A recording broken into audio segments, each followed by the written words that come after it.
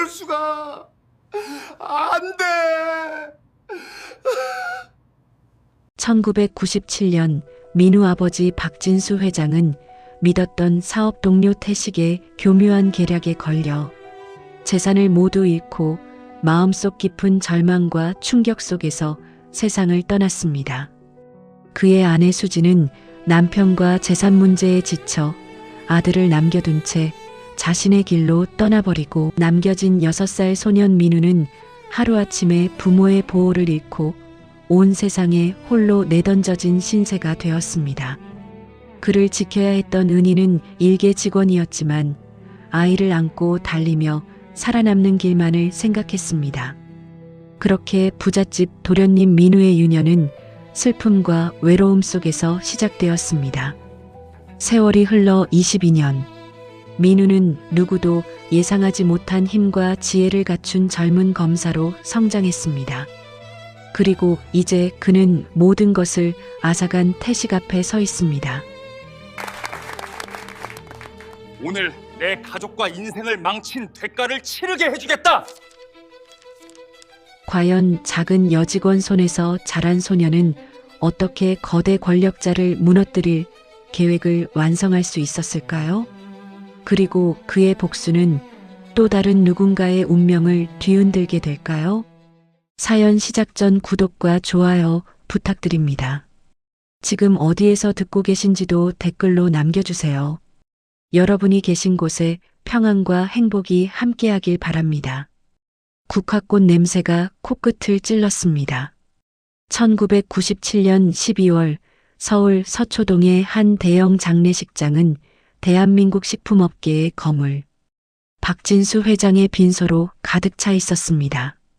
로비에서부터 조문객의 줄이 복도 끝까지 이어져 있었고 곳곳에 놓인 화환에서 흘러나오는 달콤하면서도 비린 꽃향기가 소독약 냄새와 뒤섞여 숨을 쉴 때마다 가슴이 답답해졌습니다. 영정사진 속 진수 회장은 환하게 웃고 있었습니다. 한성식품 창립 30주년 기념식에서 찍은 사진이었죠. 하지만 그 웃음 아래 이 죽음이 어떻게 일어났는지를 아는 사람은 이 자리에 거의 없었습니다. 열흘 전이었습니다. 한성식품의 대표 제품 햇살 참기름에서 발암물질이 검출되었다는 긴급 뉴스가 전국을 뒤덮었습니다. 식중독 피해 신고가 수백 건 쏟아졌고 식약청은 전량 리콜을 명령했습니다. 진수 회장은 기자회견장에서 고개를 숙이며 말했습니다. 모든 책임은 저에게 있습니다. 어떤 처벌이든 받겠습니다. 그것이 대한민국 국민 앞에선 진수의 마지막 모습이었습니다. 구속영장이 집행된 것은 사흘 뒤였습니다.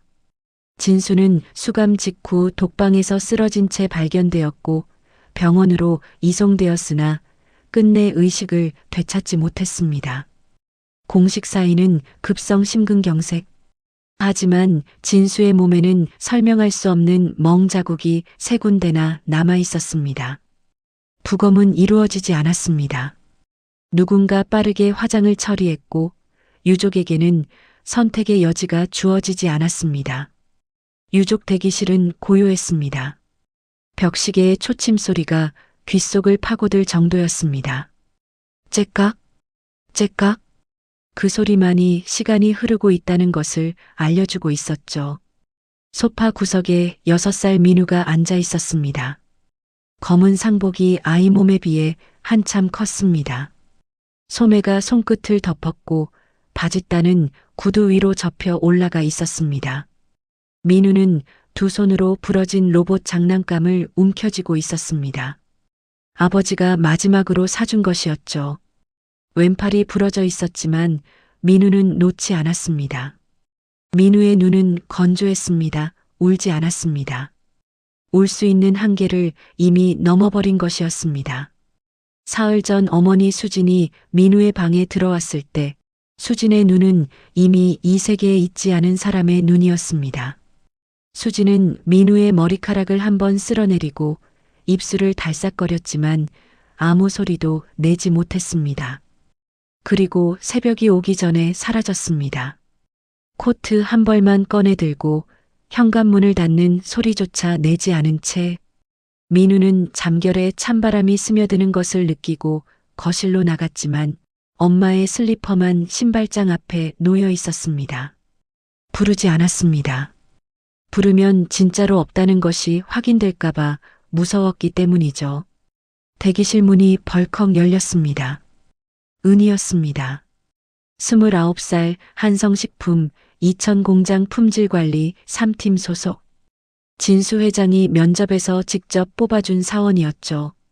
검은 정장 어깨에는 빗물 자국이 얼룩져 있었고 구두 뒤축에는 주차장 진흙이 묻어 있었습니다. 은희는 소파 구석에 민우를 발견하고 심장이 쿵 하고 내려앉았습니다. 수백 명이 드나드는 장례식장에서 죽은 회장의 아들이 홀로 부러진 장난감을 쥐고 있었습니다. 은희가 쪼그려 앉았습니다. 민우야, 나 알아보겠니? 공장에서 아빠랑 같이 일하던 은희 이모야. 민우가 고개를 들었습니다. 눈동자에 초점이 없었습니다. 한참을 바라보다 입술이 신락같이 움직였습니다. 아빠가 이모한테 선물 준다고 했는데 공장에서 제일 열심히 일하는 사람이라고. 그 한마디에 은희의 눈시울이 와르르 무너졌습니다. 은희는 일주일 전의 전화를 기억하고 있었습니다. 진수 회장이 구속되기 이틀 전 밤 11시가 넘은 시각이었죠. 전화기 너머 진수의 목소리는 떨리면서도 또렷했고 한마디 한마디에 무게가 실려 있었습니다. 은희 씨, 내 서재 책상 3번째 서랍, 이중 바닥 아래에 가죽 수첩이 있소. 갈색 표지에 금색 자물쇠가 달린 수첩이요. 참기름에 발암물질을 넣은 건 내가 아니오. 태식이가 한 짓이오. 그 수첩에 태식이가 회사 돈을 빼돌리고 납품업체를 협박하고 뇌물을 뿌린 기록이 전부 들어있소. 숨겨주시오. 태식이한테는 절대로. 그리고 혹시 나한테 무슨 일이 생기면. 진수의 목소리가 끊기고 거친 숨소리가 들렸습니다. 민우를 부탁합니다, 제발. 그것이 은희가 들은 마지막 말이었습니다. 은희는 그 밤 서재에서 수첩을 가져왔고 지금 코트 안주머니에 넣고 있었습니다. 심장 바로 위 가죽이 체온에 데워져 미지근해져 있었습니다. 복도에서 태식의 목소리가 점점 가까워졌습니다. 아이는 어디 있습니까? 고인의 자제를 제가 직접 돌봐야겠습니다. 함께 걸어오는 발소리가 서넛. 은희는 재빨리 대기실을 살폈습니다. 정문 쪽에서 태식이 오고 있었고 반대편 화장실 통로 끝에 비상구 표시등이 초록빛으로 깜빡이고 있었습니다. 은희는 민우의 손을 잡았습니다. 민우야, 이모랑 잠깐 나가자. 밖에 아빠가 좋아하시던 붕어빵 아저씨 있거든. 민우는 대답 없이 은희의 손을 잡았습니다. 차갑고 마른 손이었습니다. 6살 손이 이렇게 차가워서는 안 되는 것이었습니다. 은희는 민우를 안아 올렸습니다. 아이의 몸이 가벼웠습니다. 며칠째 제대로 먹지 못한 것이 분명했습니다. 화장실 쪽 통로로 발을 옮기려는 순간 대기실 정문이 열렸습니다. 태식이 들어왔습니다. 53살 검은 양복에 검은 넥타이 뒤로 양복 차림의 남자 2명이 따라 들어왔습니다. 태식의 시선이 민우를 아는 은희에게 꽂혔습니다. 당신 누구야? 아이를 어디로 데려가려는 거야? 부드러운 목소리였지만 그 아래에는 쇠사슬 같은 경계심이 깔려 있었습니다. 은희는 등에서 식은땀이 흘러내리는 것을 느끼며 대답했습니다. 한성식품 이천공장 품질관리팀 강은희입니다. 아이가 밥을 못 먹어서 매점에 다녀오려던 참입니다. 태식의 눈이 은희의 코트 가슴 부분에서 잠깐 멈췄습니다. 수첩이 있는 바로 그 자리. 은희의 심장이 갈비뼈를 부수고 튀어나올 것 같았습니다. 됐어. 아이는 우리가 맡을 테니까 놔두고 가.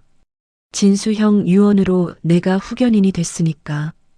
후견인. 그 단어가 은희의 뇌리에 못처럼 박혔습니다.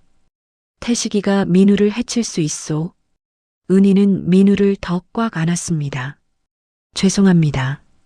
아이가 불안해하고 있어서 잠깐 바깥 공기를 쐬고 오겠습니다. 태식의 수행원이 팔을 뻗어 길을 막았습니다. 태식이 고개를 돌렸습니다. 날 것 그대로의 눈이었습니다. 금방 돌아온다고? 내가 왜 널 믿어야 하지? 그때 민우가 움직였습니다. 은희의 어깨에서 고개를 들더니 태식을 바라봤습니다. 아저씨가 아빠 친구라며. 그런데 왜 아빠 병원에 한 번도 안 왔어? 아빠가 아저씨 이름 부르면서 울었어. 태식이가 왜 이러는 거냐고. 아저씨 아빠한테 나쁜 짓 한 거야? 대기실이 정적에 잠겼습니다. 태식의 눈동자가 크게 흔들렸습니다. 턱 근육이 실룩거리다가 억지 미소를 끌어올렸습니다. 아빠가 많이 아프셔서 헛소리를 하신 거야. 자, 이리 와 아저씨가 맛있는 거 사줄게. 태식이 두 팔을 벌렸지만 민우는 몸을 돌려 은희의 목을 꽉 껴안았습니다. 싫어, 이모랑 갈 거야. 태식의 미소가 사라졌습니다. 수행원에게 턱짓을 했습니다. 은희는 더 이상 기다리지 않았습니다. 수행원의 팔 아래로 몸을 낮추어 빠져나갔습니다. 민우를 안은 채 통로로 뛰었습니다. 구두 뒤축이 대리석에서 끽 소리를 냈습니다. 뒤에서 태식의 목소리가 날아왔습니다. 잡아 아이를 놔두고 가게 해. 비상계단을 뛰어내려갔습니다. 민우가 목을 더 세게 조였습니다. 이모 무서워. 구두 뒤축이 계단 모서리에 걸려 꺾였지만 멈추지 않았습니다. 지하 주차장은 어둡고 배기가스 냄새가 코를 찔렀습니다. 하얀 아반떼를 찾아 뛰었습니다. 손이 떨려 차 키를 바닥에 떨어뜨렸습니다. 쨍그랑. 저기야, 소리 났어. 세 번째 시도에서 겨우 키를 잡고 민우를 뒷좌석에 눕혔습니다. 민우야, 꼼짝 말고 누워있어. 눈 감고 있으면 금방이야. 시동을 걸고 엑셀을 밟았습니다. 타이어가 비명을 질렀습니다. 백미러에 뛰어오는 남자들이 보였지만 멈추지 않았습니다. 지상으로 나오자 겨울비가 앞유리를 두드렸습니다. 와이퍼가 좌우로 흔들렸지만 눈앞은 여전히 흐렸습니다. 눈물 때문인지 비 때문인지 은희는 한 손으로 핸들을 잡고 다른 손으로 가슴의 수첩을 눌렀습니다. 가죽 모서리가 갈비뼈에 닿아 아팠지만 그 통증이 오히려 정신을 붙잡아 주었습니다. 회장님, 약속 지키겠습니다. 이 아이 제가 지킬게요. 고속도로 표지판에 남해 부산이라는 글자가 빗물에 번져 보였습니다. 남쪽으로 바다가 있는 곳으로. 12월의 비는 점점 거세졌지만 은희는 핸들을 놓지 않았습니다.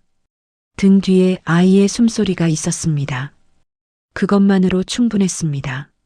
하얀 아반떼 한 대가 겨울비를 뚫고 남쪽으로 달리고 있었습니다.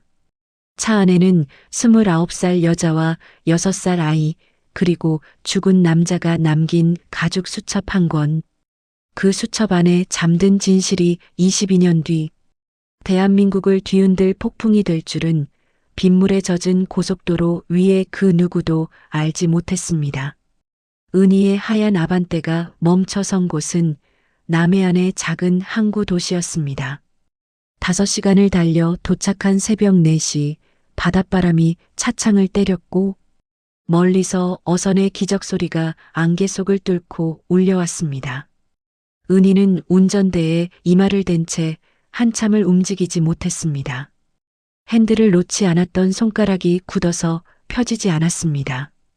뒷좌석에서 민우가 코트를 덮은 채 웅크리고 잠들어 있었습니다. 부러진 로봇 장난감을 가슴에 꼭 안은 모습이 태아처럼 작고 둥그렇습니다. 열이 있었습니다. 은희의 턱에 닿는 민우의 이마가 뜨거웠습니다. 지갑 안에 남은 것은 현금 32만 원. 체크카드는 쓸 수 없었습니다. 쓰는 순간 위치가 노출될 테니까요. 은희는 카드를 2동강 냈습니다. 32만 원. 그것이 29살 여자와 6살 아이가 가진 전부였습니다. 민우를 안고 수산시장 쪽으로 걸었습니다. 새벽 경매를 앞두고 트럭들이 스티로폼 상자를 부리고 있었고 비린내가 공기를 가득 채우고 있었습니다. 서울의 소독약 냄새보다는 살아있는 냄새였습니다. 은희가 시장 구석에 쪼그려 앉아 있을 때 고무 앞치마를 두른 중년 여자가 다가왔습니다.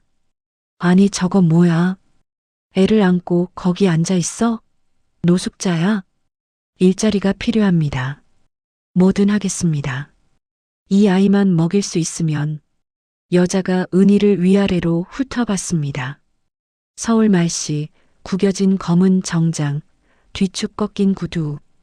남편한테 맞고 도망쳤구만. 은희는 부정하지 않았습니다.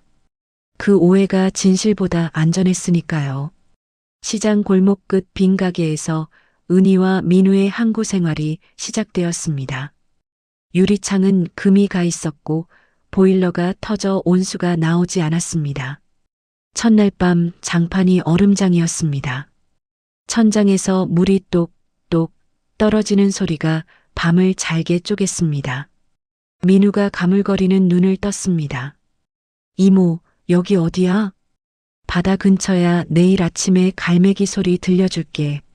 민우는 한참 은희를 바라보다 작은 손을 뻗어 뺨을 만졌습니다. 이모 울었어? 눈이 부었어. 안 울었어. 바닷바람 때문이야. 거짓말이었습니다. 하지만 6살짜리는 더 묻지 않고 은희의 품으로 파고들며 말했습니다. 이모, 안 무서워. 나 여기 있으니까. 부모를 잃은 아이가 자기보다 더 떨고 있는 어른을 안아주고 있었습니다. 은희는 입술을 깨물며 민우의 등을 쓸어내렸습니다. 생선 다듬는 일은 상상 이상이었습니다. 칼이 미끄러져 손가락이 베이고 오징어 먹물이 얼굴까지 튀고 차가운 바닷물에 상처를 담그면 소금기가 눈앞이 하얘지도록 쏘았습니다. 하지만 은희는 멈추지 않았습니다. 낮에는 생선을 다듬고 저녁에는 빈 가게를 횟집으로 만들었습니다. 벽에 곰팡이를 닦고 버려진 좌판으로 테이블을 만들고 합판에 페인트로 간판을 썼습니다. 해오름 횟집 글씨가 삐뚤었지만 은희는 처음으로 웃었습니다. 한 달 뒤 낯선 사내 셋이 시장에 나타났습니다. 가죽 점퍼에 서울 말씨. 서울에서 내려온 여자 못 봤어? 애 하나 데리고 온 여자. 은희가 뒷방에 민우를 숨기고 나왔을 때 사내가 가게 문을 열고 들어왔습니다. 사원증 사진을 들이밀었습니다. 태식 회장님이 찾고 계셔. 순순히 가면 아무 일 없어. 바로 그때 굵은 목소리가 울렸습니다. 이봐, 여기서 뭐 하는 거요? 덩치 큰 남자가 문간에 서 있었습니다. 180이 넘는 체구의 고무 앞치마, 한 손에 참치 해체용 대형 칼. 시장의 비공식 질서 유지자, 사람들이 형만이 형이라 부르는 남자였습니다. 우리 시장에서 여자랑 아이 건드리는 놈은 못 나가. 형만의 목소리에 사내들이 뒷걸음질 쳤습니다. 두고 보자. 사내가 내뱉은 말이 싸늘하게 떨어졌지만 형만은 팔짱을 낀 채 그들이 사라질 때까지 문간에 서 있었습니다. 그날 이후 형만은 은인의 횟집의 수호자가 되었습니다. 새벽마다 싱싱한 생선을 골라 가게 앞에 놓았고 민우를 어깨에 태워 시장을 돌아줄 때마다 아이의 얼굴에 서울을 떠난 뒤 처음으로 웃음이 번졌습니다. 세월이 흘렀습니다. 은희의 손은 더 이상 서류를 만지던 하얀 손이 아니었습니다. 칼에 베인 흉터가 교차하고 소금물에 절어 갈라진 손등이 바닷가 암석처럼 거칠었습니다. 하지정 맹류로 종아리가 보랏빛 그물처럼 부풀었지만 파스 한 장으로 버텼습니다. 하지만 그 손으로 민우의 밥을 짓고 교복 단추를 달고 참고서 페이지를 넘겨주었습니다. 민우는 자랐습니다. 횟집 뒷방 한 평짜리 공간에서 미친 듯이 공부했습니다. 교과서가 다르면 연필로 더 쓰고 문제집 살 돈이 없으면 도서관에서 손으로 베껴 썼습니다. 졸음이 오면 책상 모서리에 이마를 갖다 대고 통증으로 정신을 붙잡았습니다. 내가 자면 엄마가 늙는다. 내가 쉬면 엄마가 쓰러진다. 민우는 은희를 엄마라고 부르기 시작한 것이 언제부터인지 기억하지 못했습니다. 어느 날 자연스럽게 입에서 나왔고 은희는 생선을 다듬던 칼을 멈추고 한참 민우를 바라보았습니다. 다시 칼을 움직였지만 손이 미세하게 떨리고 있었습니다. 중학교 2학년 겨울밤이었습니다. 가게 문을 닫은 은희가 의자에 주저앉아 무릎을 콩콩 두드리고 있었습니다.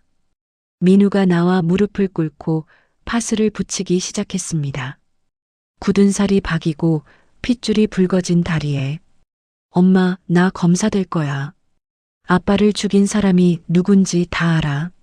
엄마가 숨기고 있는 것도 검사가 되면 법으로 그 사람을 잡을 수 있어. 엄마 다리에 박힌 핏줄 하나하나가 내가 공부해야 하는 이유야. 은희는 대답하지 못했습니다. 거친 손으로 민우의 머리카락을 쓸어넘기며 입술을 깨물었을 뿐입니다.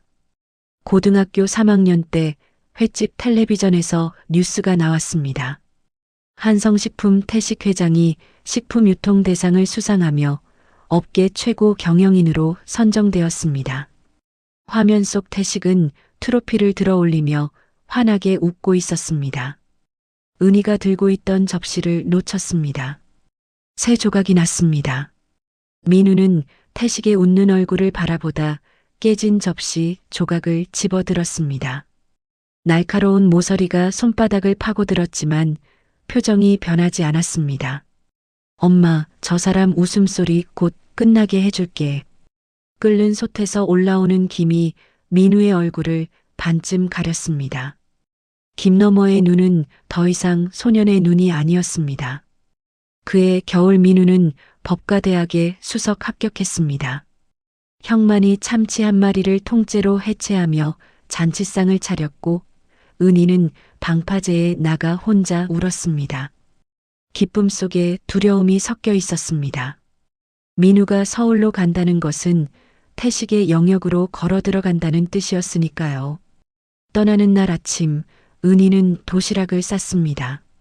멸치볶음과 항구에서 가장 싱싱한 회. 뚜껑을 덮으려는데 손이 떨려 다치지 않았습니다. 밥 거르지 마라, 라면만 먹지 말고. 민우는 도시락을 배낭에 넣고 은희를 안았습니다. 은희의 눈가에 30살 때 없던 주름이 깊어져 있었고 머리카락에 흰 가닥이 섞여 있었습니다. 엄마, 반드시 돌아와서 엄마 발 호강시켜 드릴게요. 민우가 버스터미널 쪽으로 걸어갔습니다. 은희는 그 뒷모습이 완전히 사라질 때까지 가게 앞에 서 있었습니다. 손을 흔들지 않았습니다. 흔들면 울 것 같았으니까요. 민우가 사라진 뒤 은희는 주방 선반 위에 낡은 가죽 수첩을 내려다봤습니다. 22년 동안 한 번도 열어보지 않은 수첩. 금색 자물쇠는 녹이 슬어 갈색으로 변해 있었습니다. 회장님, 약속대로 민우를 키웠습니다. 이제 이 아이가 직접 찾으러 갈 겁니다. 바닷바람이 횟집 간판을 흔들었습니다. 해오름 횟집. 22년을 버틴 간판은 떨어지지 않았습니다. 서울행 버스 안에서 민우는 창밖으로 멀어지는 항구를 바라보며 주먹을 쥐고 있었습니다. 주먹 안에는 부러진 로봇팔이 들려 있었습니다. 22년 동안 버리지 못한 것. 아버지, 갑니다. 기다리고 계십시오. 버스가 터널 속으로 들어갔습니다. 어둠이 차창을 삼켰지만 민우의 눈빛은 꺼지지 않았습니다. 서울의 하늘은 항구와 달랐습니다. 갈매기 대신 까마귀가 날았고 소금 냄새 대신 매연이 코를 찔렀습니다. 민우에게 서울은 전장이었습니다. 아버지를 죽인 자가 왕처럼 군림하는 도시. 민우는 그 심장부로 걸어 들어가고 있었습니다. 대학 시절 민우는 유령이었습니다. 맨 앞줄에서 교수의 말을 한 글자도 놓치지 않았지만 수업이 끝나면 곧바로 사라졌습니다.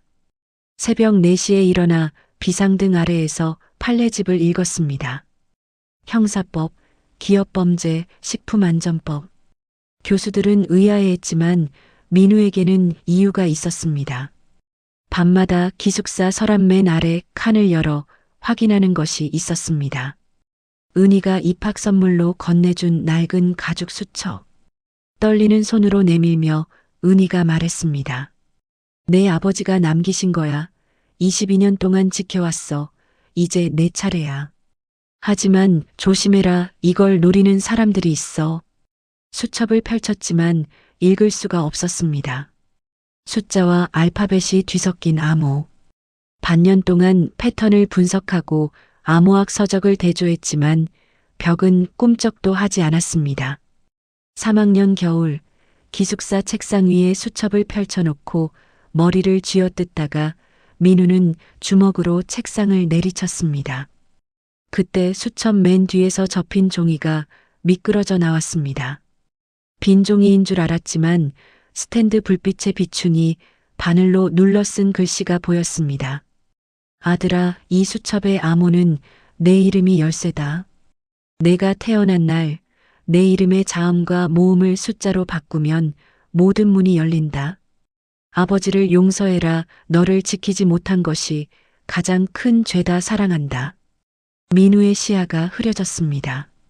눈물이 종이 위에 떨어져 번졌습니다. 박민우, 1991년 3월 15일.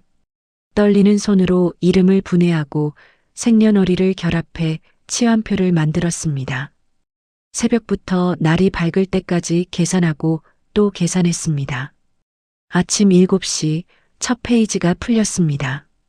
1995년 4월 태식이 이천 공장 납품업체에 유해 첨가물 발주. 3억 2천만 원.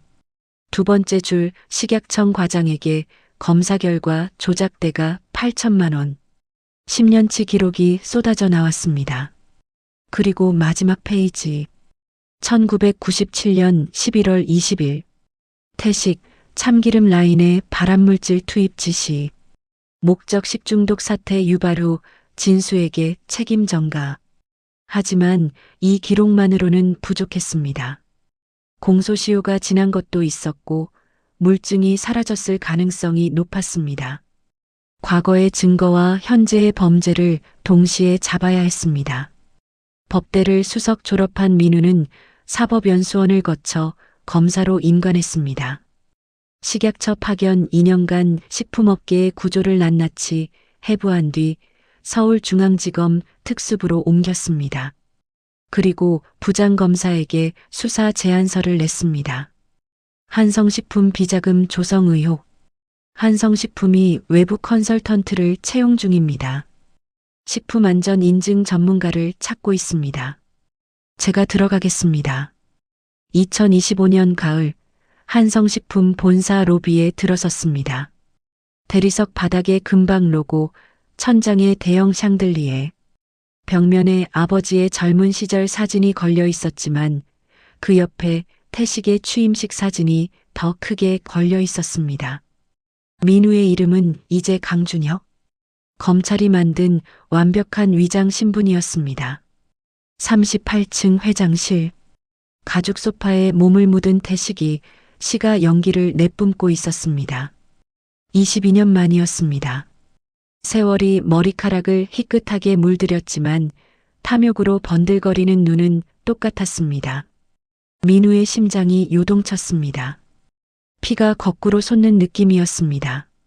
달려들어 그 목을 움켜쥐고 싶었습니다. 하지만 주먹을 풀었습니다.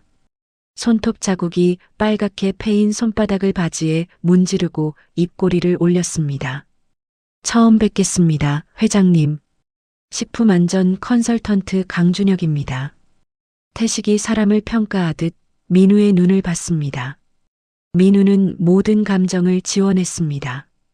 오직 전문가의 냉정함만 남겨놓았습니다. 태식이 손을 내밀었고 민우는 그 손을 잡았습니다. 아버지를 죽음으로 몬 손. 구역질이 올라왔지만 삼켰습니다. 그때 태식이 책상 서랍에서 무언가를 꺼냈습니다. 민우의 동공이 흔들렸습니다. 갈색 가죽에 금색 자물쇠. 진수가 2권의 수첩을 만들어둔 것이었습니다. 태식은 장례 이후 서재를 뒤져 2번째 수첩을 발견했지만 암호를 풀지 못해 20년 넘게 방치하고 있었습니다. 이거 혹시 읽을 줄 알아? 선대 회장님이 쓰시던 건데 도통 모르겠어서. 시험이었습니다. 민우는 무심하게 페이지를 넘기며 대답했습니다. 시간을 주시면 분석해 보겠습니다.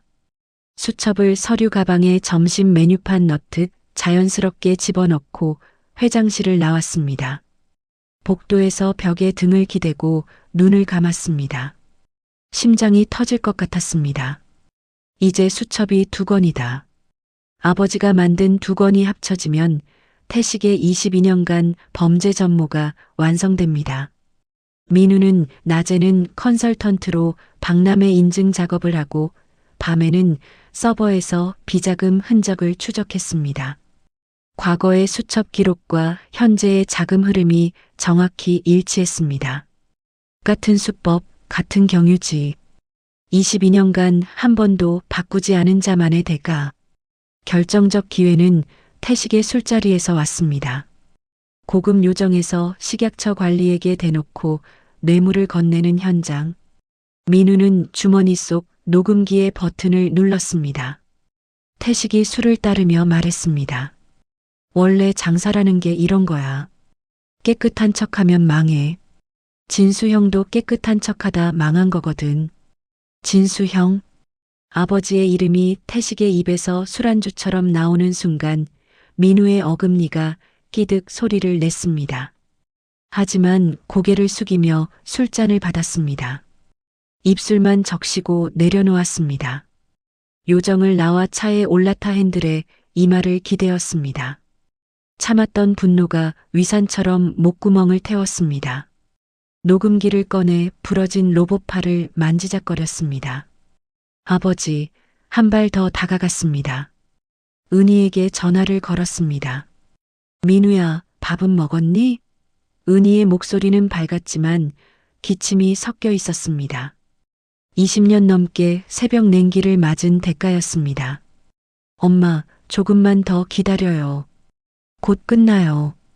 서울의 밤거리에서 한성식품 빌딩 꼭대기를 올려다봤습니다.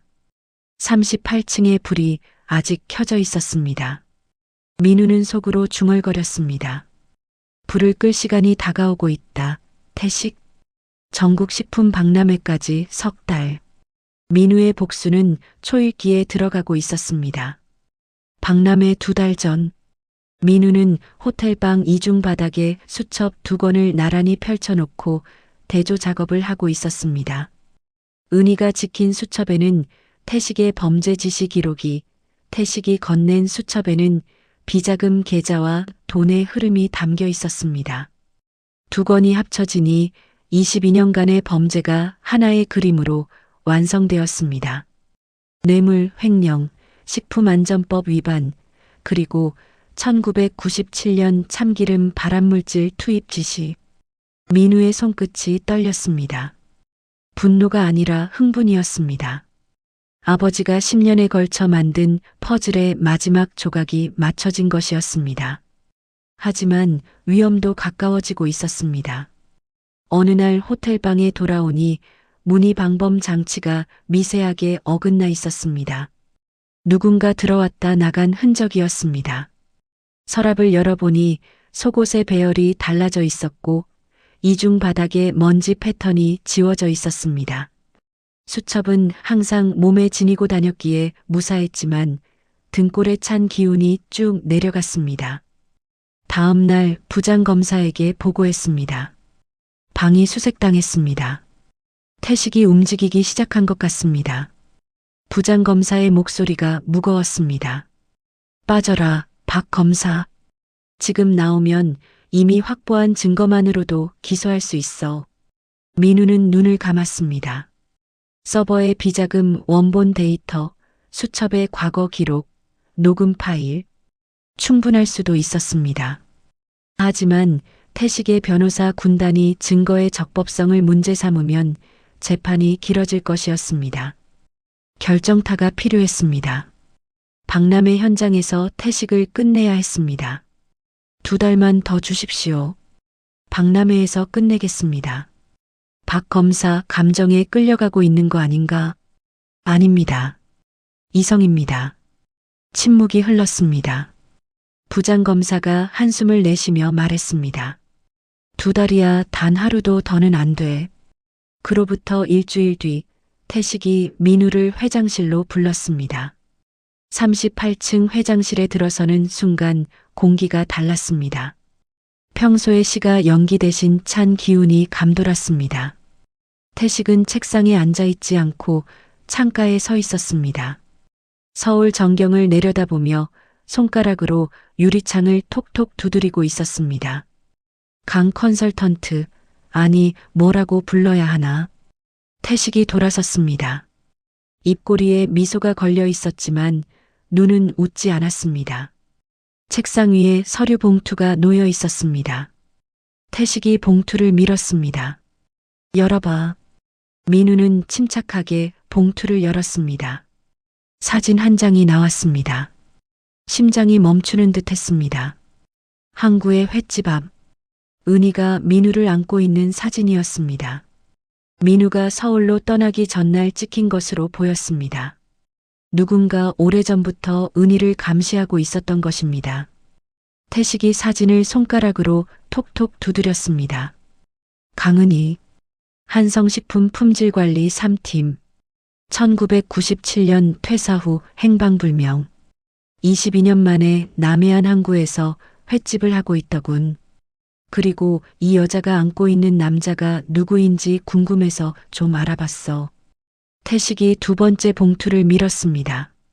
민우의 서울대 졸업사진과 사법연수원 수료사진이 나왔습니다. 흥미로운 건 말이야.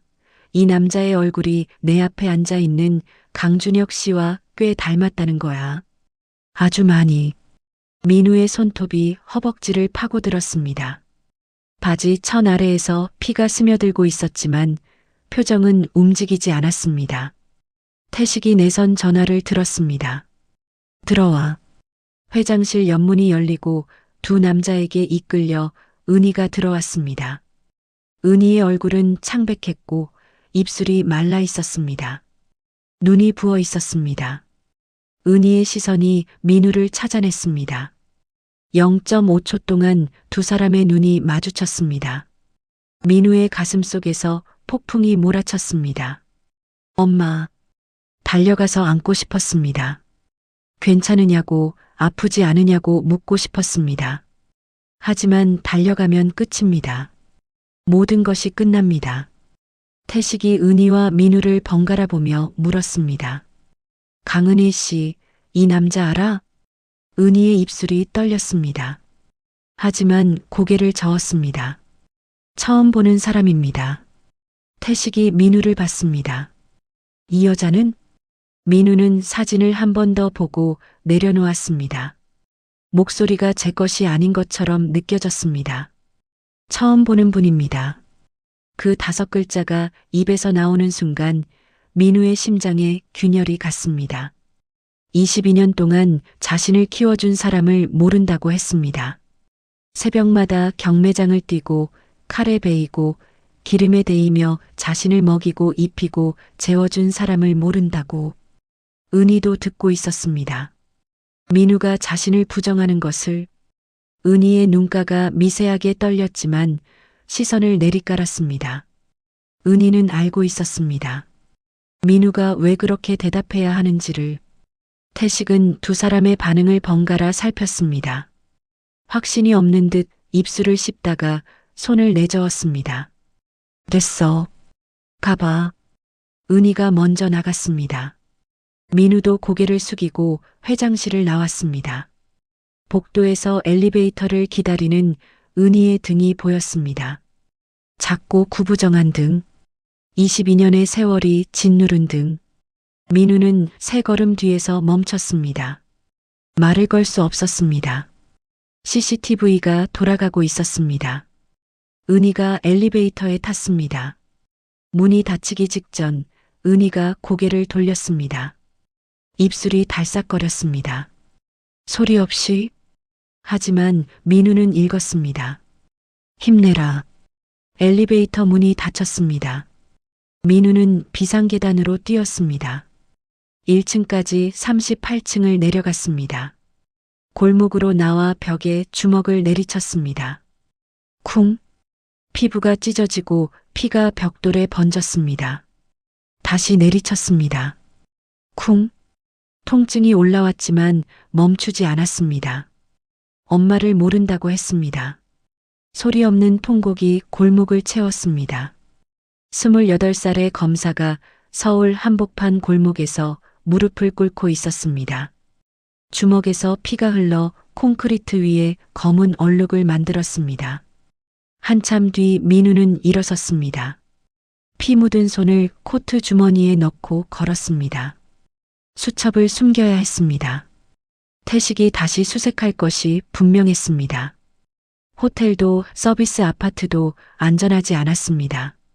새벽 2시 한성식품 본사 로비. 야간 경비원 교대 틈을 이용해 벽면 사진 전시 공간으로 갔습니다.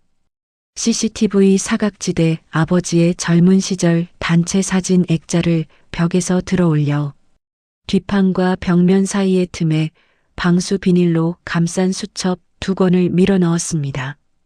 액자를 걸면 아무도 모를 두께였습니다. 아버지, 이 안에서 조금만 더 기다려 주십시오. 액자를 제자리에 걸고 먼지를 닦았습니다. 로비를 빠져나와 새벽 거리를 걸었습니다. 찬 공기가 폐를 찔렀지만 정신이 또렷해졌습니다. 2달만 버텨라. 한강변에서 한성식품 빌딩을 올려다봤습니다. 38층의 불이 아직 켜져 있었습니다. 태식도 잠을 자지 못하고 있었습니다. 좋았습니다. 잠 못 드는 밤이 태식에게도 남은 것이었으니까요. 박람회 개막까지 한 달. 서울은 매서운 한파에 갇혀 있었습니다. 한성식품 본사 38층 회장실은 바닥 난방이 카페 나래에서 열기를 올려보내고 있었고 가습기 수증기가 통유리창에 물방울을 맺히게 했습니다. 태식은 창가에서 휴대폰을 들고 있었습니다. 비서실장의 보고가 이어지고 있었습니다. 강준혁, 아니 박민우로 추정되는 인물의 행적을 추적한 결과 서울대 법대 졸업, 사법연수원 수료, 현재 서울중앙지검 특수부 소속 검사인 것으로 확인되었습니다. 태식의 입꼬리가 실룩거렸습니다. 위스키를 한 모금 삼키며 코웃음을 쳤습니다. 검사? 그 쥐새끼가 검사가 됐다고? 하지만 웃음 아래에는 불안이 들끓고 있었습니다. 증거는 뭘 갖고 있는 건데? 호텔 방을 수색했을 때 이중 바닥에 수첩 흔적이 있었습니다. 수첩 자체는 발견하지 못했습니다. 태식은 위스키 잔을 책상에 탁 내려놓았습니다. 갈색 액체가 잔 밖으로 튀었습니다. 손가락으로 책상 모서리를 두드렸습니다. 톡, 톡, 톡. 점점 빨라지는 소리. 초조함이 손끝에서 새어나오고 있었습니다. 좋아, 2가지를 동시에 해. 첫째, 수첩을 확보해 수단 방법 가리지 마. 둘째, 그 횟집 여자를 잡아와. 증인이 살아있으면 끝이 안 나. 회장님, 하지만 함부로 건드렸다가 검찰이 움직이면. 태식이 비서실장의 말을 잘랐습니다. 태식의 목소리가 낮아졌습니다. 독사의 쇳소리 같은 살기가 서려 있었습니다. 내가 그동안 이 자리를 지킨 게 법을 지켜서인 줄 알아? 당장 움직여. 같은 시각 민우는 새벽 2시에 본사 로비에서 수첩을 아버지 사진 뒤에 숨기고 나온 직후였습니다. 수첩 원본은 숨겼지만 내용은 이미 암호화하여 클라우드에 업로드하고 부장검사에게 백업본을 전달한 상태였습니다. 원본이 사라져도 데이터는 살아 있었습니다. 하지만 재판에서 증거 능력을 인정받으려면 원본이 필수였습니다. 골목을 걷는데 주머니 속 일회용 폰이 진동했습니다. 부장검사였습니다. 박 검사, 문제가 생겼어. 남해안 항구에서 연락이 왔어. 자네 어머니 횟집에 불이 났다. 민우의 발이 멈췄습니다. 세상의 소리가 사라졌습니다. 심장만 울렸습니다. 쿵, 쿵, 쿵. 엄마가 어떻게 된 겁니까? 병원으로 이송됐어. 의식은 있지만 화상과 연기 흡입으로 위중하다고 들었어. 민우의 무릎에 힘이 빠져 가로등 기둥을 움켜쥐었습니다. 손가락 마디가 하얗게 질렸습니다. 태식이 한 짓입니다. 민우는 전화를 끊고 그 자리에 쪼그려 앉았습니다. 새벽 거리에 찬 공기가 온몸을 휘감았지만 느껴지지 않았습니다. 은희의 얼굴이 눈앞에 떠올랐습니다. 회장실에서 고개를 숙이고 입술을 깨물던 모습. 괜찮다, 엄마는 괜찮으니까 내 할 일 해라. 그 눈빛이. 민우는 이를 악물었습니다. 악무는 힘이 너무 세서 어금니가 끼득끼득 소리를 냈습니다. 눈물이 올라왔지만 삼켰습니다. 지금 울면 안 됐습니다. 울면 무너지고 무너지면 태식에게 지는 것이었습니다. 민우는 일어섰습니다. 주머니에서 지갑을 꺼내 신용카드와 현금을 확인했습니다. 서울에서 한국까지 내려가려면, 아니, 지금 내려가면 안 됐습니다. 태식이 원하는 것이 바로 그것이었습니다. 민우가 은희에게 달려가는 순간 연결고리가 확정되고 태식은 민우를 제거할 명분을 얻게 됩니다. 민우는 부장검사에게 다시 전화를 걸었습니다. 어머니 보호를 부탁드립니다. 저는 서울에 남겠습니다. 전화를 끊는 손이 떨렸습니다. 새벽 거리에 쪼그려 앉아 한참을 울었습니다. 내가 복수를 시작하지 않았더라면 엄마는 안전했을 거야. 그때 골목 끝에서 발소리가 들렸습니다. 고무 장화의 방한 점퍼, 오른쪽 눈썹 위에 흉터. 형만이었습니다. 항구에서 올라온 것이 분명했습니다. 형만은 민우의 팔을 잡아 일으켜 세웠습니다. 이 자식이 골목에 쪼그려 앉아 있을 때냐? 엄마가 중환자실에 있는데. 형만 아저씨, 어떻게 여기에? 엄마한테 불 지른 놈이 누군지 다 아는데 가만히 있겠냐? 네 엄마 걱정돼서 올라온 거야. 형만이 점퍼 안쪽에서 그을음 묻은 비닐 봉투를 꺼냈습니다. 안에 작은 상자가 있었습니다. 민우야, 네 엄마가 불 속에서 뭘 들고 나왔는지 알아? 상자를 열자 USB 하나와 접힌 종이가 들어 있었습니다. 은희의 글씨였습니다. 민우야, 이건 내 아버지가 돌아가시기 전날 공장에서 가져온 거야. 태식이가 공장에 몰래 들어와 참기름 라인에 무언가를 넣는 CCTV 영상이 담겨 있다고 하셨어. 수첩보다 이게 더 중요하다고. 엄마가 22년 동안 지켰어. 민우의 손이 떨렸습니다. USB를 빛에 비춰봤습니다. 은희는 수첩만 지킨 것이 아니었습니다. 수첩보다 더 결정적인 증거를 따로 보관하고 있었던 것입니다. 횟집에 불이 났을 때 자기 몸보다 이 상자를 먼저 들고 나왔습니다. 민우의 눈에서 뜨거운 것이 주르륵 흘러내렸습니다. 이번에는 참지 않았습니다. 형만이 투박한 손으로 등을 두드렸습니다. 울지 마라. 빨리 그놈 잡아놓고 엄마한테 가. 그게 효도야. 민우는 눈물을 닦고 USB를 코트 안주머니에 넣었습니다. 심장 바로 위, 은희가 수첩을 품던 바로 그 자리에.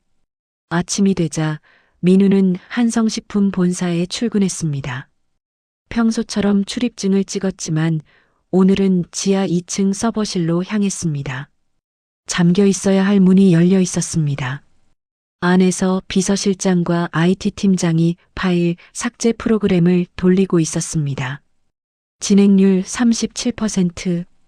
비자금 관련 파일이 하나씩 사라지고 있었습니다. 민우의 심장이 쿵쿵 울렸습니다. 서버 원본이 사라지면 태식 측에서 조작이라고 주장할 수 있었습니다. 직접 막으면 정체가 드러나고 막지 않으면 증거가 사라집니다. 민우는 1층 로비 방제센터의 비상 스위치 앞에 섰습니다. 빨간 버튼 위 보호 덮개를 올렸습니다. 이걸 누르면 태식이 나를 확신할 것이다. 하지만 누르지 않으면 증거가 사라진다. 은희의 얼굴이 떠올랐습니다. 병원 침대에 누워있을 얼굴. 민우는 버튼을 눌렀습니다. 삐. 경보음이 건물을 관통했습니다. 스프링클러에서 물이 쏟아지고 비상등이 붉게 전멸했습니다. 서버실의 모든 시스템이 자동 잠금됩니다. 삭제가 중단되었을 것이었습니다. 민우는 혼란에 섞여 건물을 빠져나와 맞은편 카페에서 부장검사에게 문자를 보냈습니다. 서버 삭제 진행 중이었습니다. 압수수색 영장 긴급 청구 부탁드립니다. 카페 유리창 너머로 태식이 경호원에 둘러싸여 나오는 것이 보였습니다. 주변을 살피는 눈. 카페를 향해 시선이 지나가는 순간 등에 실핀이 내려가는 듯한 오한이 쭉 흘렀습니다. 5초, 10초, 태식의 시선이 옮겨갔습니다. 차에 올라타 사라졌습니다. 부장검사에게서 답이 왔습니다. 영장 나왔다. 수사관들 30분 뒤 현장 도착. 간신히 시간을 벌었습니다. 하지만 안도도 잠시 부장검사의 다음 말이 민우를 무너뜨렸습니다. 어머님 상태가 좋지 않아. 연기 흡입이 심해서 폐에 문제가 생겼어. 중환자실로 옮겨졌다고. 중환자실. 그 네 글자가 쇠모처럼 박혔습니다. 카페의 소음이 사라지고 그 단어만 울리고 또 울렸습니다. 민우는 카페를 나와 골목벽에 등을 기댔습니다. 주머니에서 부러진 로봇팔을 꺼내 쥐었습니다. USB가 심장 위에서 체온에 데워지고 있었습니다. 22년간 은희의 품에서 잠자던 증거가 마침내 깨어나려 하고 있었습니다. 한성식품 빌딩을 올려다봤습니다. 비상등이 꺼지고 일상이 돌아오는 것처럼 보였지만 민우는 알고 있었습니다. 이 빌딩의 일상은 이제 며칠 남지 않았다는 것을. 곧이다. 전국 식품 박람회 개막까지 일주일. 코엑스 전시장에서는 대형 트럭들이 자재를 부리고 인부들이 개미떼처럼 움직이고 있었습니다. 한성식품의 부스는 전시장 정중앙, 다른 업체의 2배 크기. 초대형 LED 스크린 앞에 대리석 연단이 놓여 있었습니다. 태식이 직접 신제품을 발표할 무대였습니다. 민우는 컨설턴트 출입증을 달고 전시장을 돌아다니며 준비를 지휘하는 척했습니다. 하지만 셔츠 안주머니에는 검사 신분증이 들어 있었습니다. 2개의 신분, 2개의 얼굴. 남은 일주일을 줄타기해야 했습니다. 코엑스 주차장에서 부장검사와 통화했습니다. 압수수색 결과가 나왔다. 서버 삭제가 37%에서 멈췄어. 나머지 데이터 전부 확보했다. 수첩 데이터와 대조한 결과 22년 전 기록과 현재 비자금 흐름이 정확히 일치해. 민우의 입가에 쓸쓸한 미소가 번졌습니다. 아버지의 수첩이 결실을 맺고 있었습니다. 하지만 태식 측 변호사 군단이 압수수색 적법성에 이의를 제기하고 있어. 서류만으로는 재판이 길어질 수 있어. 결정타가 필요해. 민우는 코트 안주머니의 USB를 만졌습니다. 있습니다. 22년 전 CCTV 영상입니다. 태식이 직접 참기름 라인에 유해물질을 투입하는 장면. 어머니가 목숨 걸고 지켜낸 것입니다. 박람회 개막식에서 공개하겠습니다. 생중계됩니다. 전국에. 위험해. 하지만 효과는 확실하지. 수사관들을 배치하겠다. 체포영장은 미리 발부받아 놓지. 전화를 끊고 항구병원에 연락했습니다. 은희가 의식을 되찾았다는 소식에 무릎에 힘이 풀려 콘크리트 벽에 등을 기대야 했습니다. 엄마, 일주일만 더 기다려요. 포렌식 팀의 감정 결과도 나왔습니다. USB 영상은 원본 훼손 없이 보존되어 있었고, 영상 속 인물이 원료 투입구에 쏟아붓는 용기의 라벨이 확대 분석을 통해 판독 가능했습니다. 22년 전 식중독 때 검출된 발암물질과 동일한 성분, 이것으로 충분했습니다. 박람회 개막일, 코엑스 전시장에 아침부터 인파가 몰렸습니다. 한성식품 부스 앞 200석이 채워졌습니다. 주주, 애널리스트, 기자, 방송 카메라 세대가 무대를 겨누고 있었습니다. 경제 전문 채널을 통해 전국 생중계. 무대 뒤 대기실에서 태식은 거울 앞에 넥타이 매듭을 고쳐 잡았습니다. 오늘이야. 이 발표가 끝나면 주가가 뛸 거고 그 검사 새끼는 증거도 없이 나를 건드릴 수 없게 되지. 사회자의 목소리가 울렸습니다. 한성식품의 새로운 도약을 이끌 최태식 회장님을 모시겠습니다. 박수 소리 속에 태식이 무대로 올라갔습니다. 플래시가 터졌습니다. 감사합니다. 오늘 이 자리는 한성식품의 새로운 100년을 여는 역사적인 순간입니다. 무대 뒤 기술 부스에서 민우는 노트북 앞에 앉아 있었습니다. USB가 꽂혀 있었습니다. 손가락이 키보드 위에서 미세하게 떨렸습니다. 이 키 하나를 누르면 22년이 끝납니다. 코트에서 부러진 로봇팔을 꺼내 키보드 옆에 올려놓았습니다. 아버지, 시작합니다. 스크린의 영상이 끊겼습니다.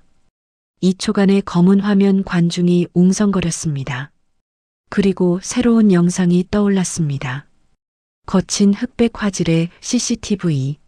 화면 하단에 1997.11, 18, 2347. 공장 내부 참기름 라인 투입구로 한 남자가 다가갑니다. 주머니에서 용기를 꺼내 내용물을 쏟아붓습니다. 카메라가 줌인되며 용기의 라벨이 확대됩니다. 그리고 남자가 고개를 돌리는 순간 형광등이 얼굴 반쪽을 비춥니다. 22년 젊은 얼굴이었지만 탐욕스러운 눈매와 매부리코는 지금 무대 위의 남자와 똑같았습니다. 전시장이 폭발했습니다. 기자들이 벌떡 일어났습니다. 플래시가 기관총처럼 터졌습니다. 저거 최 회장 아니야? 주주들이 물병을 던졌습니다. 태식의 얼굴이 종이장보다 하얘졌습니다. 꺼. 저거 당장 꺼. 끄라고. 마이크를 내팽개치고 출구로 향했습니다. 출구 앞에 민우가 서 있었습니다. 컨설턴트 출입증은 사라져 있었고 셔츠 안주머니에서 금색 휘장이 달린 검사 신분증이 빛나고 있었습니다. 너 진짜 민우구나. 태식의 목소리가 갈라졌습니다. 22년 전 장례식장에서 여직원 품에 안겨 사라졌던 6살이 31살 검사가 되어 서 있었습니다. 서울중앙지검 특수부 검사 박민우입니다. 최태식 씨, 살인교사, 특정경제범죄 가중처벌법 위반, 식품안전법 위반, 증거인멸, 방화교사 혐의로 긴급 체포합니다. 말도 안 돼. 저 영상 조작이야. 내 변호사한테 연락해 당장. 태식이 경호원들에게 소리쳤지만 전시장 사방의 문이 동시에 열리며 검찰 조끼를 입은 수사관 20명이 쏟아져 들어왔습니다. 사방이 막혔습니다. 수사관이 태식의 팔을 꺾자 무릎이 바닥에 닿았습니다. 철컹. 수갑 소리가 전시장에 울렸습니다. 무릎 꿇은 태식과 22년 전 영상 속의 젊은 태식이 스크린 위에서 겹쳐 보였습니다. 민우는 주머니에서 부러진 로봇팔을 꺼내 태식의 눈앞에 들어 보였습니다. 22년 전 아버지가 마지막으로 사준 장난감입니다. 당신 때문에 아버지를 잃었고 어머니가 도망쳐야 했고 나를 키워준 사람이 병원에 있습니다. 오늘 전부 돌려받겠습니다. 민우의 목소리는 떨리지 않았습니다. 22년의 무게가 실린 돌처럼 단단한 목소리였습니다. 태식은 고개를 떨구었습니다. 수사관들이 태식을 끌고 나간 뒤 텅 빈 전시장에 민우만 남았습니다. 검은 스크린에 자신의 수척한 얼굴이 희미하게 비쳤습니다. 아버지, 끝났습니다. 목이 메어 2번이나 멈춰야 했습니다. 눈에서 뜨거운 것이 흘러내려 셔츠 깃을 적셨습니다. 복수의 눈물이 아니라 너무 오래 참아온 사람이 짐을 내려놓는 순간의 눈물이었습니다. 전시장 조명이 하나씩 꺼졌습니다. 민우는 천천히 출구를 향해 걸었습니다. 남쪽으로 가야 했습니다. 엄마가 기다리고 있었습니다.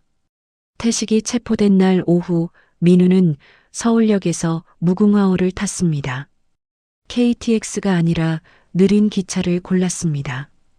22년을 달려온 사람에게 2~3시간의 차이는 의미가 없었습니다. 오히려 덜컹거림이 필요했습니다. 몸이 흔들려야 마음이 가라앉을 것 같았으니까요.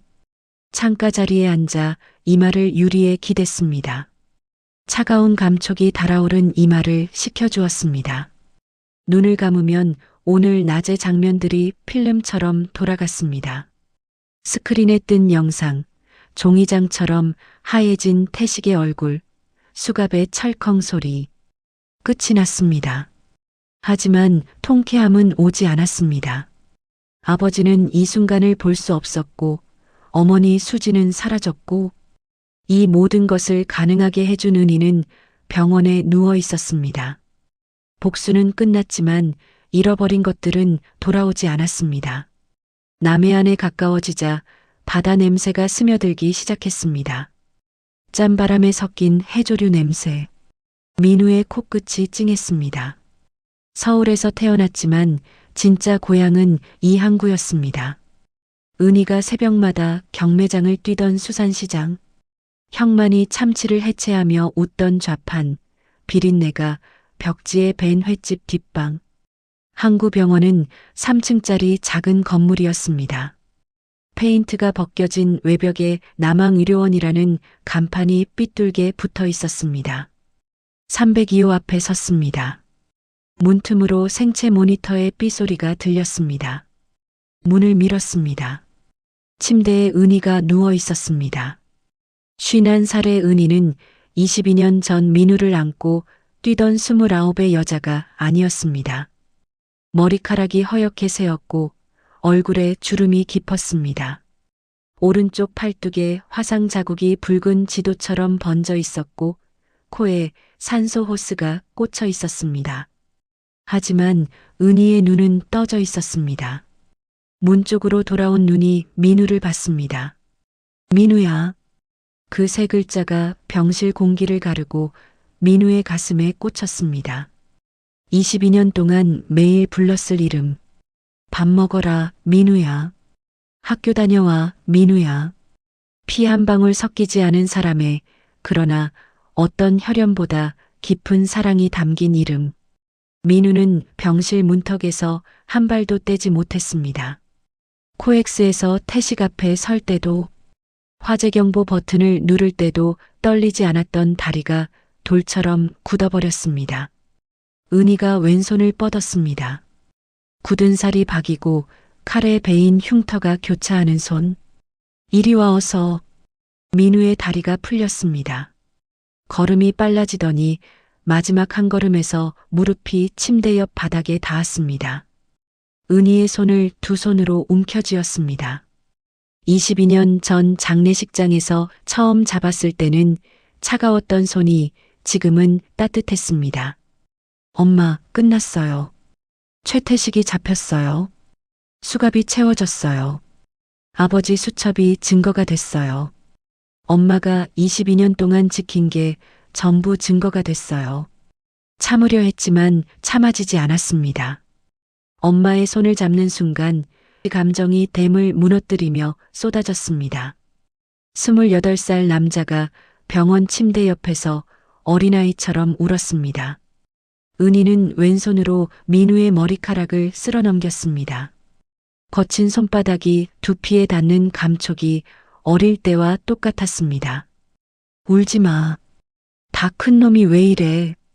거친 목소리였지만 그 안에 세상의 모든 부드러움이 녹아 있었습니다. 엄마, 미안해요. 내가 복수한다고 날뛴 바람에 엄마가 다쳤어요. 횟집도 불탔어요. 은희가 민우의 뺨을 감싸 쥐었습니다. 횟집이 다 뭐야, 다시 지으면 되지. 내가 다치지 않은 게 다행이야. 은희가 이마를 민우의 이마에 갖다 대었습니다. 따뜻함과 차가움이 섞이며 체온이 오갔습니다. 민우야, 내 아버지가 얼마나 좋아하고 계실까. 간이 의자에서 코를 훌쩍이는 소리가 났습니다. 형만이었습니다. 구석에 앉아 고무 앞치마로 눈물을 닦고 있었습니다. 뭐야? 먼지가 눈에 들어갔어. 180 넘는 덩치에 참치칼을 휘두르던 남자가 울고 있었습니다. 민우가 웃었습니다. 은희도 웃었습니다. 병실에 웃음과 울음이 뒤섞인 소리가 가득 찼습니다. 22년의 무게를 내려놓는 소리였습니다. 태식의 재판은 빠르게 진행되었습니다. 서버 데이터, 수첩 기록, 녹음 파일, CCTV 영상, 4가지 증거가 사방에서 조여왔습니다. 셋째 공판에서 태식은 결국 자백했습니다. 나는 그때는 그럴 수밖에 없었어. 진수가 회사를 말아먹으려 했으니까. 판결은 징역 25년이었습니다. 판결이 내려진 날 민우는 항구로 돌아왔습니다. 은희는 퇴원해 있었습니다. 횟집은 불에 탔지만 건물 골격은 남아 있었고 형만이 진두지휘하며 시장 상인들이 십시일반 모은 돈으로 다시 짓고 있었습니다. 은희가 가게 앞 플라스틱 의자에 앉아 공사 현장을 바라보고 있었습니다. 민우가 걸어왔습니다. 왔니? 왔어요. 25년이에요. 은희가 고개를 끄덕이며 민우의 머리카락을 쓸어넘겼습니다. 그래. 수고 많았다. 민우가 가방에서 신발 상자를 꺼냈습니다. 진한 갈색 가죽 구두. 부드러운 안감에 낮고 편한 굽. 수제 맞춤하였습니다. 엄마, 22년 동안 고무 장화만 신었잖아요. 이제 이거 신어요. 은희의 눈이 커졌습니다. 거친 손끝으로 부드러운 가죽을 만졌습니다. 이거 비싼 거 아니야? 엄마 발에 맞게 맞춤으로 만든 거예요. 서울 올라가기 전에 발본 떠놓은 거 기억나요? 은희의 목소리가 갈라졌습니다. 이 바보 같은 놈. 구두 위에 눈물방울이 떨어져 갈색 가죽에 얼룩을 만들었습니다. 민우가 무릎을 꿇고 은희의 고무 장화를 벗겼습니다. 드러난 발은 처참했습니다. 굳은 살이 발바닥 전체를 덮었고 새끼발가락은 안쪽으로 휘어 있었고 발등에 보랏빛 핏줄이 붉어져 있었습니다. 22년간 새벽 경매장을 뛰어다닌 발이었습니다. 새 구두를 신겼습니다. 왼발, 오른발. 정확히 맞았습니다. 은희가 일어서서 한 발, 2발 걸었습니다. 푹신하네. 구름 위를 걷는 것 같아. 울다가 웃었습니다. 해가 지고 민우와 은희는 방파제에 나란히 앉았습니다. 22년 전 태식의 추적자를 피해 숨었던 바로 그 방파제. 바다가 까만 비단처럼 펼쳐져 있었고 파도가 둥, 둥, 느리게 울렸습니다. 엄마, 하나 물어볼 게 있어요. 그때 왜 그랬어요? 아무 상관없는 아이였잖아요. 은희가 바다를 바라보며 한참 침묵했습니다. 너 아버지가 전화하셨을 때 사실 무서웠어. 나한테 왜 이런 짐을 지우냐고 화가 났어. 근데 장례식장에서 너를 봤어. 소파 구석에 혼자 앉아서 부러진 장난감을 쥐고 있는 너를. 눈물이 말라있는 6살 눈을 봤는데 다리가 움직였어. 머리가 시킨 게 아니야. 가슴이 시킨 거야. 은희가 민우를 돌아봤습니다.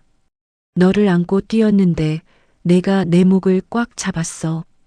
그때 알았어. 이 아이한테 나밖에 없구나. 이 아이가 나를 잡고 있는 게 아니라 내가 살아갈 이유를 얻은 거구나. 나도 혼자였거든, 민우야. 내가 나한테 가족이 되어준 거야. 민우의 눈에서 뜨거운 것이 흘렀습니다. 엄마 고마워요. 태어나게 해준 건 떠나간 어머니지만 살게 해준 건 엄마예요. 은희가 민우의 손을 꽉 쥐었습니다. 바보야, 내가 고맙지. 내가 내 인생의 이유야. 형만이 김이 모락모락 나는 어묵탕을 들고 왔습니다. 뭐하냐, 밥 먹어, 식으면 맛없어. 투박하게 그릇을 내밀었습니다. 세 사람은 방파제에 앉아 어묵탕을 먹었습니다. 바다 위로 달이 떠올랐습니다. 은희가 새 구두를 내려다봤습니다. 달빛에 가죽이 은은하게 빛나고 있었습니다. 내일 이거 신고 경매장 가야겠다. 엄마, 수제 구두 신고 경매장에 가면 어떡해요? 뭐 어때, 내 구두인데.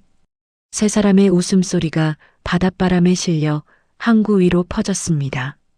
3월의 밤바다는 고요했습니다. 파도소리, 갈매기의 마지막 울음, 그리고 웃음소리. 22년 전 겨울, 장례식장에서 시작된 이야기는 이 항구의 봄밤에서 끝을 맺었습니다. 아버지를 잃은 소녀는 검사가 되어 정의를 세웠고, 남의 아이를 안고 도망친 여직원은 세상에서 가장 위대한 어머니가 되었습니다.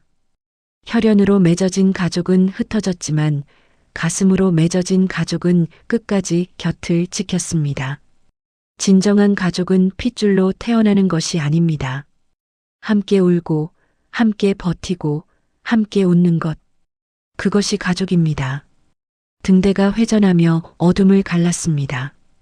봄바람이 은희의 새 구두 위를 스쳐 지나갔습니다. 갈색 가죽이 달빛에 반짝이며 항구의 밤을 환하게 물들였습니다.